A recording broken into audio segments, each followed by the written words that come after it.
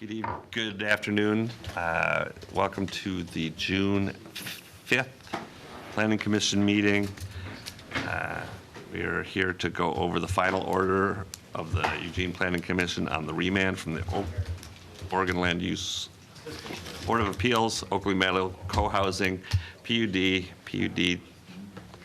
T13-1. I will open it up and let staff talk to us about what we want, then we'll open it up for questions or comments. Thank you. Yeah, so I hope everyone received my email on Friday. I sent out a draft final order to give you a chance to review that over the weekend and today. So I hope all of you received that and were able to take a look at it. And I don't really have anything to add at the moment. Emily may or may not have something to add, but that's all I have. And we'll just jump right into it. The only thing I have to add is, as you're aware, Commissioner, we do need to get you guys to take action on this, preferably today because of the statutory deadline. Thank you. And so we'd like you to keep your changes, any unnecessary changes, to a real minimum. That said, I have a change I need to make in 2 places. So I'd be happy to talk about that right now, or maybe more towards the end when you guys are, if any of you have changes to make, I can incorporate them then. Commissioner Baker. Well, I spoke with staff earlier. I just found a typing error, but they wanted me to enter it into the record. Okay. So it's on page 3, on the paragraph that has a topic of rejection of testimony. 3rd paragraph down. Do you see that? Yeah. The second, there's a sentence that toward the end that says, I'm trying to find it. The PC rejected a portion of the applicant's letter dated May 3rd because the PC determined that the rejected portion of the letter did not directly respond, missing the word to, respond to testimony. Got it. Staff wanted me to enter that in the record, so it would be there. Thank you. Thank you. Okay. Commissioner Jaworski. Yeah, I just had a question on Emily, and I assumed that you didn't think they would, otherwise you would have. The proposed changes that you're going to suggest won't alter anything in our thinking? No, in fact, Okay. why don't I might as well let you know what the change that I'd like you guys to make. It occurs in 2 different places. It occurs on page 10 and then also 7. Which first do you want to go? Let's go to 7. Because it's easy, because it's the very first words on page 7. So here, I'll give you guys a second to go there. This is where, in the midst of the Dolan findings regarding the paving width, and the paragraph begins with, according to the survey submitted by the opponents. And after looking at that more carefully, we recognize that the survey submitted by the opponents only pertains to 250 feet of the roadway, and this statement is intended to refer to the entire roadway, and we think it's a better idea for that language to be crossed out. So instead of according to the survey submitted by the opponents, we would propose that the words "the record shows that." It's a true statement based on a number of different places in the record. You just kind of have to piece a bunch of things together to see the entire roadway and to get the commentary provided by our own public works.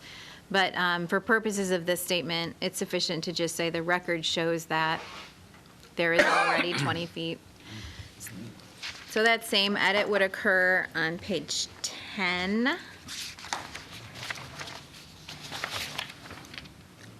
The second to last full paragraph on page 10 has the same language.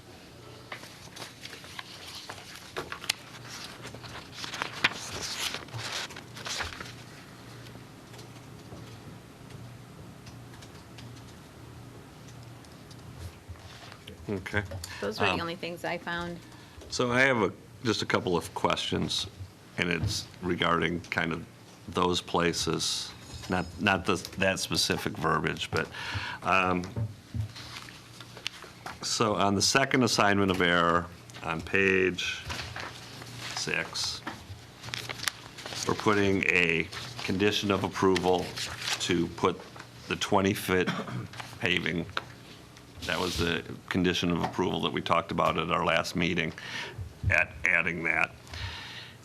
Then you go on, and we still have the condition of approval written in the next condition under subassignment 3 with the 14-foot width. And I understand that there's a caveat further down that says, you know, that the 20-foot one will take care of that. But then if we go on to the final page 21, which has all the conditions in it, the 14-foot condition isn't in that one. Number 20 is the 20-foot one. And I'm just wondering, we put the 14-foot one in under condition 3. Condition to number co- 18. It's No, un- number it's under 18. Oh, is it? Yeah. It's under 18, and then it's. Okay, then never mind. I didn't see it under 18. Yeah. And you think that that's necessary, just to, in case one of them comes back and, I'll be honest with you, I went back and forth, but yes, I mean, it's a good idea. It's the safest way to go about it, because if for some reason the board decided one or other of those didn't work, you'd have the other one left. okay. Commissioner Nicolello. So this might just be for my own personal edification, but how would somebody comply with that? So the 20-foot would be what they would have to comply with? Yeah. Okay, and so in a sense, it's just, yes, we're including 18 in here, but either way, you still have to comply with the full 20 that's in condition 20. That's right. And if for some reason, for example, if the board felt that we couldn't constitutionally exact a full 20 feet, you have the 14 feet here. We didn't make that completely go away. Okay. Commissioner Mills. Thank you for clarifying. Just to comment on the same subject, I read this and had the same quandary, and I felt like they appear to be in conflict, but they also reflect the torturous history here to an extent. So the 20-foot supersedes the 14th. The two comments do appear to be in conflict, but they do reflect the history of what we've done. So I guess I was okay leaving it as it was and had no suggested change there. Mr. Baker. No, I was just going to ask when council was stating earlier, I think they said the commission, but I didn't know if they meant one of the appeals bodies. I did, the board, yeah. Right, okay, Sorry. I just wanted to clarify that. And also, I just wanted to suggest that if you read the entire document, then you catch the 14 and the 20. If you read just the single condition, then it's sometimes confusing. But it seems to me that the way it's written now is, if you read the entire document, it's relatively clear. Yeah, and I can understand the reason to, given this particular case, that you might want to have certain. Yeah, and for me, I think it's important that they're both in there for the reason that at the previous incarnation where we struggled to come up with the 14-foot, making sure that it was paved, if for some reason the 20-foot goes away, that was a key portion to getting the last go-round through. So they are different criteria. You know, one of them was we needed 14-foot to get a fire truck down there, and the 20-foot was so that people could walk and safely. So they were two different criterias. But if for some reason on remand or something that it comes back, I would still want to make sure that the 14-foot was there. So, any other comments? So with that, with no other comments being said, I would like to have somebody make a motion to approve this with the edits that have been stated by staff and by the commission. I'd like to so move. Second?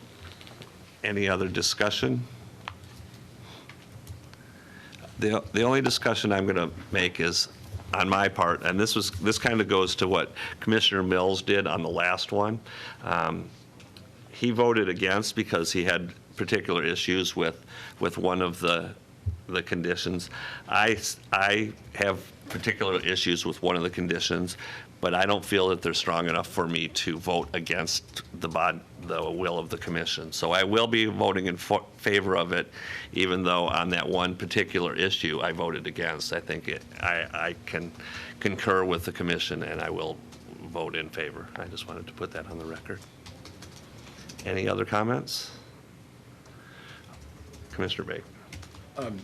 Just because of the way it's written, we're actually confirming all of these. So although most of our discussion at our previous two public meetings were on only a handful of issues, now we're voting on all of these, so just.